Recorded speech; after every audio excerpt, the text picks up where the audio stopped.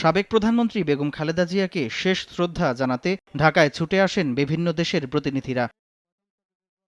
জাতীয় সংসদ ভবনে বিএনপির ভারপ্রাপ্ত চেয়ারম্যান তারেক রহমানের সঙ্গে দেখা করে ভারত সরকারের শোক বার্তা পৌঁছে দেন দেশটির পররাষ্ট্রমন্ত্রী এস জয়শঙ্কর।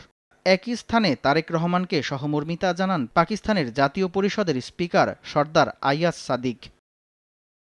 বিএনপির ভারপ্রাপ্ত চেয়ারম্যান ও জিয়া পরিবারের কাছে শোকবার্তা পৌঁছে দেন নেপালের পররাষ্ট্রমন্ত্রী বালানন্দা শর্মা এবং ভুটানের পররাষ্ট্র ও বৈদেশিক বাণিজ্যমন্ত্রী লিওনপো ডিএন ধুঙ্গেল। বেগম জিয়ার প্রতি শ্রদ্ধা জানাতে এসে জাতীয় সংসদ ভবনে কুশল বিনিময় করেছেন ভারতের পররাষ্ট্রমন্ত্রী এস জয়শঙ্কর ও পাকিস্তান জাতীয় পরিষদের স্পিকার সর্দার আয়াজ সাদিক। এদিকে ঢাকায় আসা বিভিন্ন দেশের উচ্চ পর্যায়ের প্রতিনিধিরা সৌজন্য সাক্ষাৎ করেন প্রধান উপদেষ্টা ডক্টর মুহাম্মদ ইউনূসের সঙ্গে। সামদানি প্রত্যয়, সময় সংবাদ, ঢাকা।